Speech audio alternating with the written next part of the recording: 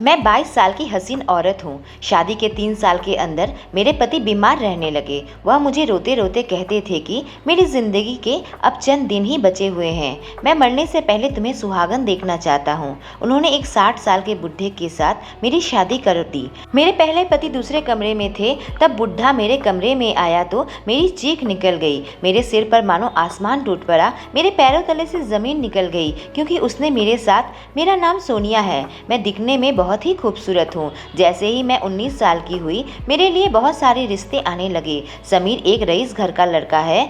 जब वह मुझे देखने आया तो देखता ही रह गया और पहली नज़र में ही मुझे पसंद कर लिया। समीर भी बहुत ही हैंडसम था। फिर क्या था, हम दोनों की शादी हो गई। समीर शहर में अकेला ही रहता था। हम दोनों एक दूसरे के साथ बहुत खुश रहने लगे, एक दूसरे को बहुत प्यार करने लगे।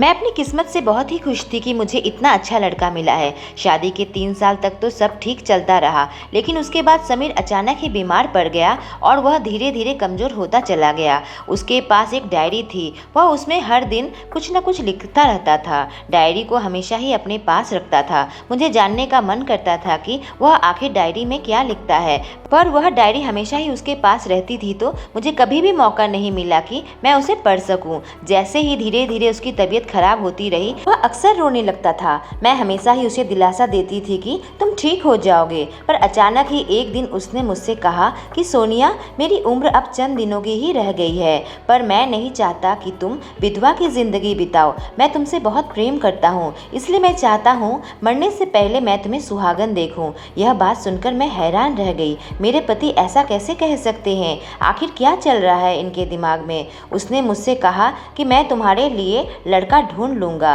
फिर उससे तुम्हारी शादी करवा दूंगा। मैंने कहा, समीर, मैं तुम्हारे जीते जी किसी दूसरे से शादी नहीं कर सकती। मैं तुमसे बहुत प्यार करती हूँ और मैं दूसरी शादी करूंगी भी या नहीं, यह भी कोई ठीक नहीं है। तुमने यह क्यों सोच लिया है कि तुम मर जाओगे? डॉक्टर ने तो ऐसा कुछ भी नहीं कहा है। पर वह रोने लगा। कहा, सोनिया, तुम बहुत ही खूबसूरत हो। इस दुनिया में तुम अकेली जिंदा नहीं रह पाओगी। तुम्हें किसी न किसी के सहारे की ज़रूरत पड़ेगी। मैं समीर से साफ साफ कह दिया कि मैं शादी नहीं करना चाहती हूँ और तुम ठीक हो जाओगे।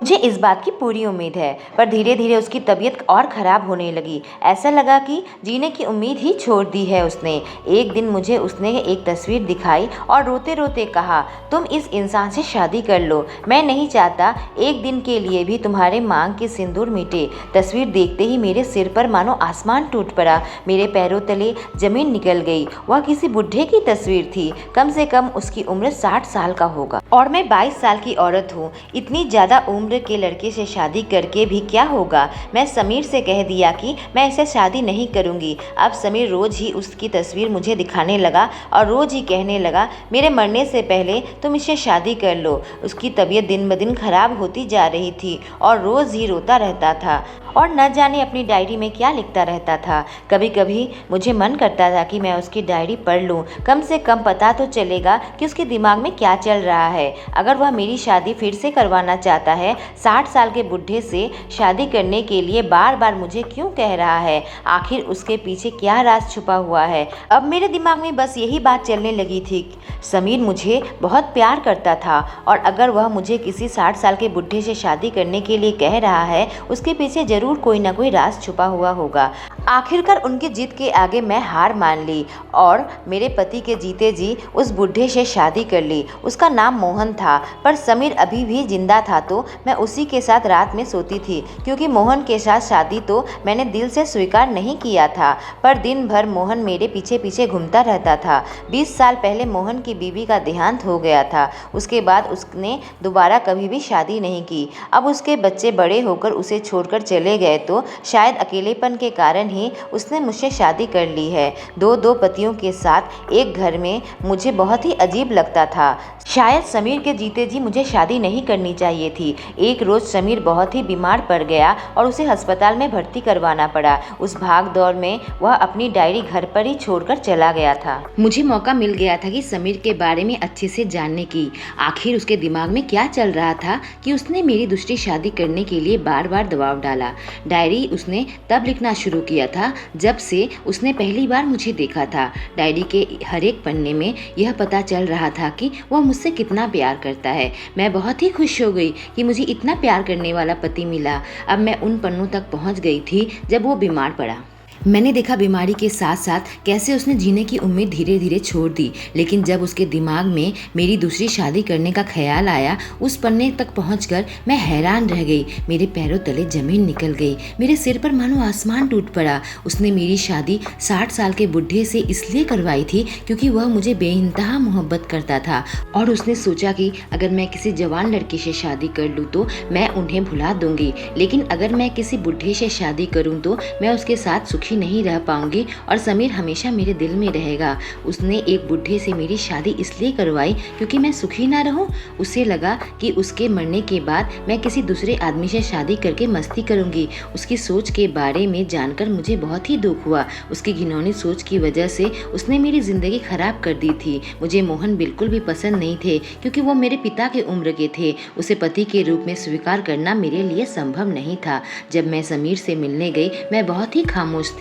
जिस इंसान से मैं इतनी मोहब्बत करती थी, आज पता नहीं क्यों उससे नफरत करने लगी थी। समीर को अच्छा नहीं लगा कि मैं एकदम खामोश हूँ। उसने कहा, क्या हो गया तुम्हें? मैंने उनकी डायरी उनके हाथों में थमा दी और वहाँ से चली गई। समीर की आंखें फटी की फटी रह गई क्योंकि वह समझ गया कि मैंने डायरी पढ़ ली है। फिर क्या था, मैं सीधे वहाँ से घर पहुँची। मोहन मेरा इंतजार कर रहे थे। मोहन ने कहा, मैंने खाना बना दिया है। मैं जानता हूँ तुम बहुत ही परेशान हो। और वह दिन भर मुझे कुछ न कुछ बात करते रहे। मुझे बहुत ही ज़्यादा रोना आ रहा था। मेरी ज़िंदगी बिल्कुल ही नरक बन चुकी थी। रात में जब मैं कमरे में सोने गई, अचानक ही दरवाजे की आवाज़ से मैं चौंकी। मोहन मेरे कमरे के अंदर आ चुके थे। मेरा दिल जोरों से धड़क रहा था। आज समीर भी घर पर नहीं है। मोहन मेरे पास आकर बैठ गए और अपने हाथों से मुझे छूकर सहलाने लगे। मेरे दिल की धड़कन बहुत ही तेज हो गई। आखिर यह बुढ़ा मुझसे चाहता क्या है? मैंने उनसे कहा, मेरे पति समीर अभी भी जीवित है। मैं आपके साथ उस तरह का कोई भी संबंध नहीं बना सकती। उन्होंने कहा, अब तुम मेरी पत्नी हो। मैंने तुमसे शादी की है। तुम बहुत ही खूबसूरत हो। जब तुम्हारे पति ने मुझे तुमसे शादी करने के लिए कहा तो मैं एक बार में ही हाँ कर दी थी। मैं तुम्हारी खूबसूरती को पूरे तरीके से महसूस करना चाहता हूँ। डर के मारे मेरी चीख निकल गई, लेकिन उस बुढ़े को जरा भी मुझ पर रहम नहीं आई। रात भर मैं चीखती रही। मेरी आंखों से आंसू बहने लगे और उस पल के लिए मैं समीर को जिम्मेदार ठहराया।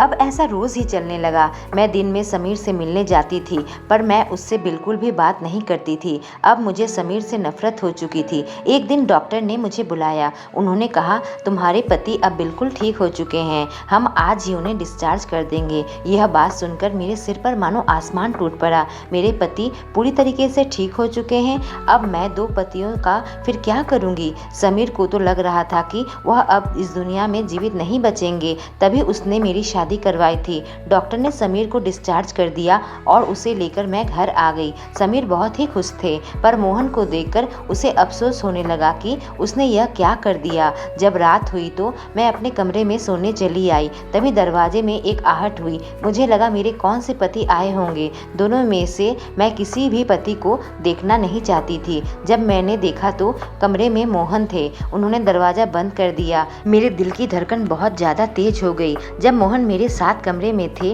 मुझे अचानक ही लगा कि खिड़की से कोई झांक रहा है। मोहन ने कहा, घबराने की कोई बात नहीं है। समीर खिड़की से झांक रहा है। अब उसने तुम्हारी शादी मुझसे करवा दी है। अब तुम्हारे ऊपर मेरा हक है, उसका नहीं। हम कल ही यहाँ से चले जाएंगे। मैं समीर से बात कर लूँगा। अब वह ठीक है तो अपनी ज़िंदगी खुद ही गुजार सकता है। जब सुबह हुई तो मैं सामान खरीदने के बहाने बाजार निकली और उस घर को हमेशा हमेशा के लिए छोड़ दिया। मैं अपने मायके चली आई। मैं अपने पापा के गले लग गई और रोने लगी। मेरे पापा को समीर की बीमारी के बारे में सब पता था, पर उनको मोहन के बारे में कुछ भी नहीं मालूम था। मेरे पापा ने कहा, समीर तो अब ठीक हो चुके हैं, तुम रो क्यों रही हो? मैंने कहा, पापा, समीर ने मेरी जिंदगी पूरी तरीके से बर्बाद कर दी है। उन्होंने बोला, तुम सच सच बताओ तो तुम्हारे साथ क्या हुआ है? जब मैं सारी बात बताई तो उनके सिर पर मानो आसमान टूट पड़ा। उन्होंने कहा, अब से तुम हमारे साथ ही रहोगी। मेरी ही गलती है जो इतनी कम उम्र में मैं तुम्हारी शादी करवा दी। तुम यहाँ रहकर पढ़ाई करो, अपने पैरों पर खड़े हो। अब मुझे भी लग रहा था कि मैं कम उम्र में शादी करके अपनी ज़िंदगी की सबसे बड़ी गलती की है। मैंने अपने पिता की बात मान ली और अपने दोनों पतियों के साथ हमेशा के लिए नाता तोड़ दिया। आज मैं अच्छी जगह नौकरी करती हूँ। मुझे पता नहीं आगे मेरी ज़िंदगी में क्या होगा, पर अभी मैं बहुत ही खुश हूँ। अगर स्टोरी अच्छी लगी हो तो चैनल को सब्सक्राइब करें और बेल आइकॉन को प्रेस करें।